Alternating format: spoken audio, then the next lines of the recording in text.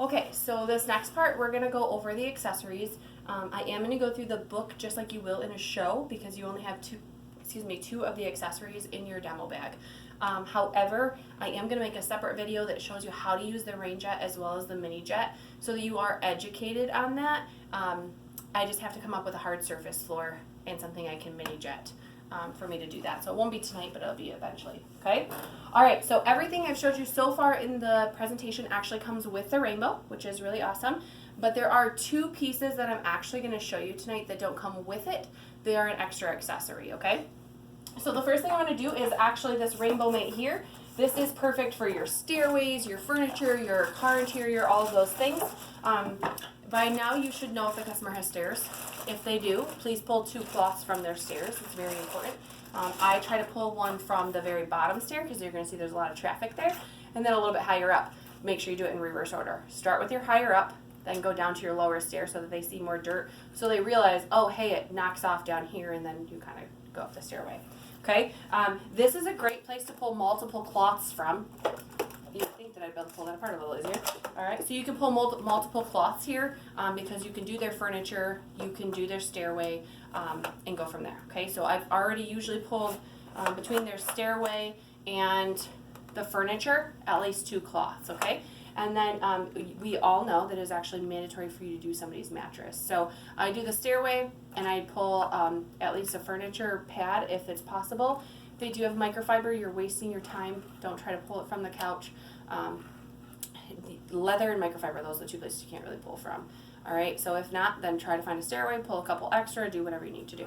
All right, so then I literally just say, okay, so who has, if I know that they have asthma or allergies, I ask whose asthma or allergies are the worst. Okay, if they do not have asthma or allergies, I just say, okay, where's the nearest bedroom? I want you to go inside the bedroom. I want you to pull those sheets back, and I'm just going to do a little portion right by where you're sleeping, okay? You don't ask them if you can go to a bedroom. You just say, hey, where is the nearest bedroom? Or if you know who has the worst allergies, then you say, hey, this person has the worst allergies. Let's go to their room. Can you pull their sheets back on their bed? And I'm going to do it. Sometimes you will get a little bit like, oh my gosh, my room's not clean. And I say, don't worry about it. Like, we totally don't judge. That's not what we're here for. We're here to get you a healthier, cleaner home. And I know his allergies are really bad. And I really want to make sure that he sleeps better tonight. Okay, it's all about your approach. It's about making sure that you're actually doing it to care for them, not anything else. This is very self-explanatory. I don't think I need to physically turn it on to show you how to use it. Okay, you push a button, you use it like the vacuum. All right, so I'm not going to go over that. So this does do carpeted stairways, upholstered furniture, mattresses, and car interiors. All right, so did you know that dust mites actually live by eating our dead skin cells? Okay, there's 40,000 dust mites per ounce of household dust. And it's the #1 trigger for asthma and allergy attacks. Okay, there are 10 million dust mites just in your bed. Pretty disgusting, right? Here's the crazier thing. They poop 20 times a day. So if you have 10 million times 20, that's how much feces is in your bed every day. All right, so exposure to dust mites contributes to the development of asthma and allergies in children. The cool thing is you can actually clean that out. I'll be honest with you, I'm not a super deep cleaner in my home. Yes, I know I sell the best cleaning system that's out there, right? But that's just not really my thing. However, this is one thing that I actually really believe in because I notice a difference when I wake up in the morning, and I don't have the asthma, allergies, or anything like that. But after a little bit of time, if that has not been done, I actually can say, hey, this really needs to be done because I can feel the difference in how I wake up, okay? So you want to make sure you do that. And then we're going to say, all right, here's like one of everybody's favorite parts. If you were to shampoo your carpets right now, what would you do? A lot of customers are going to tell you they rent a machine or maybe they have a machine or however it is, okay?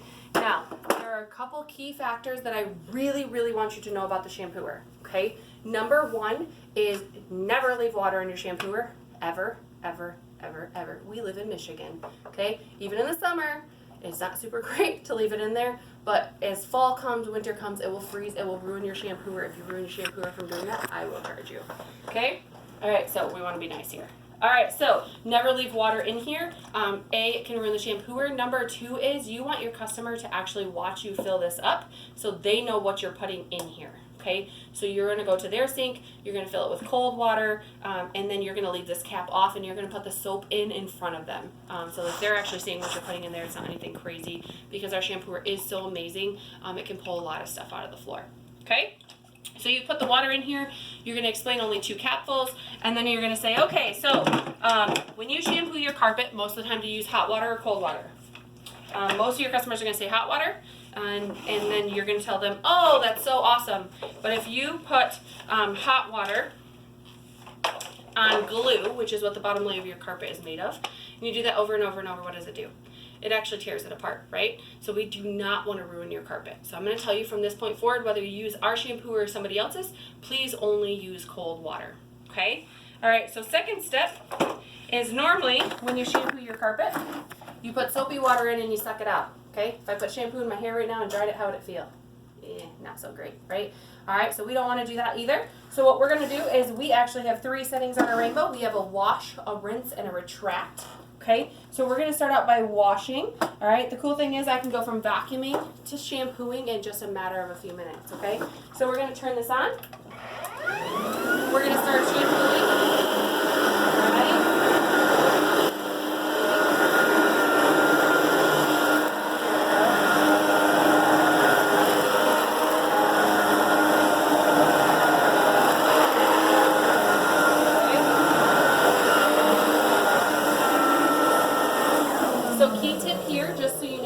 Is to go over this until the soap that's coming up is actually like white like this. You don't want it to be colored or brown or anything like that. You want to kind of watch where that's coming up. If it's staying brown for a long time, you might want to stop putting the soap down for a little bit and just soak up some of that water, else you're going to be retracting for a super long time. Okay, so after you've put the soap down, it looks pretty good, then you're just going to let them know we're just going to go down 1 notch, and now we're going to rinse. We're going to rinse all that out, and you're going to rinse until it's only clear water coming up. You don't want to see any more soap coming up, okay? So we're going to turn this back on.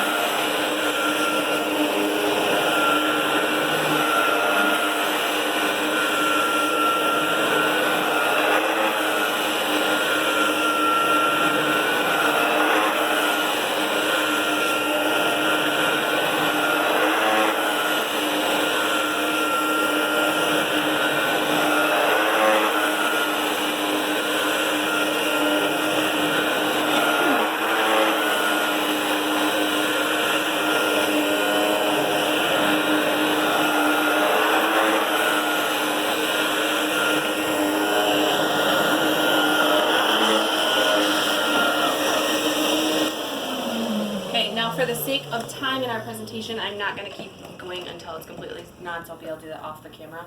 But then you're going to go all the way down to retract. Couple key tips here. I do go over it over and over and over. You want to do it until there's hardly anything coming up the front of this. However, when I see that there's hardly anything coming up, I'm not going to lie, even with socks on, I will actually step in the spot that we have been shampooing to make sure that my sock does not get really wet. It's really, really important because you're going to tell them, hey, this dries in about 45 minutes to an hour after you're done shampooing. But guess what? If you don't retract properly, it's not going to dry that quickly. So we want to make sure that our integrity is always number 1, and we want to make sure that it does everything we say it does, okay? So this time I'm just going to retract for a little bit and pull it all back out, and then we're going to show them what they got, okay? So...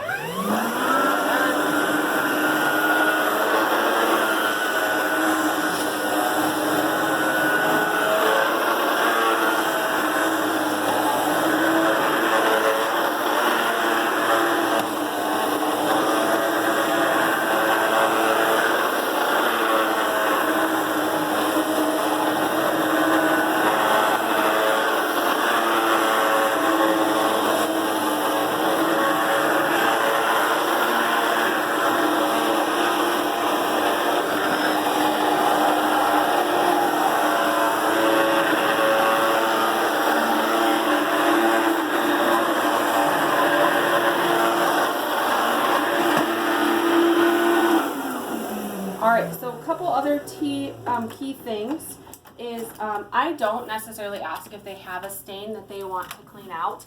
And part of that is if you happen to find a stain we can't clean out, then once again you kind of look crappy. Unless you let them know, you're like, oh, I really don't know if I can get this stain out, but I'll totally try for you. I usually just do that observation thing where I'm looking around as we're doing other things on the floor to see where I want to shampoo. Okay, you do want a decent impact. There will be many times that you do a demo, you'll leave a nice white strip in the center of the carpet and you're like, oops, sorry, you totally need the shampoo to fix it. All right, so the best part about the shampooer is that it's super easy cleanup, okay? So all you have to do is that water thing comes off, you're gonna turn this on.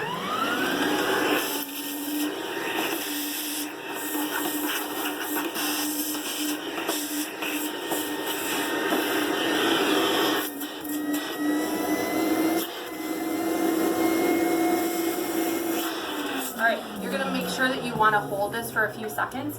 I tell my customers directly, I'm too lazy, I don't like to hold it that long, so I just turn it on low and let it dry the rest of the way out. Okay, you can do that, I have no problem with that. The next thing is this piece here is usually the crappiest part to do with the shampooer. Okay, the cool thing is sometimes people literally use coat hangers or whatever to try and get all the crap out of there. Ours is a little bit different. Pops right off. You just use a paper towel. You can wash this side and that side. I do recommend doing right here underneath the bottom as well. Okay, then you can snap it back on, and then it's totally ready to use the next time that they're ready to shampoo. Okay, I then pull both of my accessories to the side, which will go into the next part that we're going to do in just a minute. Just kidding. All right, so it will go into the next part we're going to do in just a minute, and then I show them the dirty water. Okay, you want to make sure you show them what came out of the shampooer, and then I always say, imagine what it would look like if we did your whole floor instead of just this little spot. Okay, all right, so the other two accessories that we do have that don't come with the rainbow, I don't show them to you today, but we do offer them. Number one is called our mini jet. This is a mini version of the Aquamate I just showed you. The cool thing here is this is perfect for spot cleaning. This is perfect for your furniture, your car interior. It also works on your mattresses if you have a young child that has had accidents in bed or anything. Perfect way to shampoo it.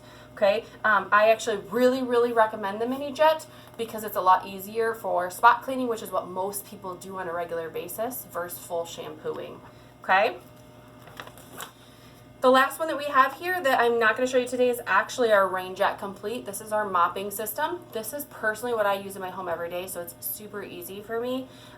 We have three different accessories or three different tools that come with it. Number one is a sponge mop. That sponge mop does have a squeegee on the back side, so you can scrub with that and squeegee it back up. I also use that on my windows. Okay, so you can use it on your windows, things like that. Number two is our grout scrubber. If you have any grout or tile, you can really scrub that grout really good. There is also a squeegee on the back of that, so you can squeegee up most of the water. You are using the suction power of the rainbow at the same time, which is really awesome. Okay, if they don't have any tile or anything like that, I tell them they can use that grout scrubber on their outside porch. They could use it as their scrubber in their shower. They could use it in all of those crappy places that you don't really want to think about cleaning, okay? The last one that I use all the time in my home is actually like a Swiffer. It's just like a Swiffer wet jet, except you don't have to buy the pads. They cost money, okay? You get to reuse this pad. It comes with two at a time, and then while one is washing, you can have the other one being cleaning, okay?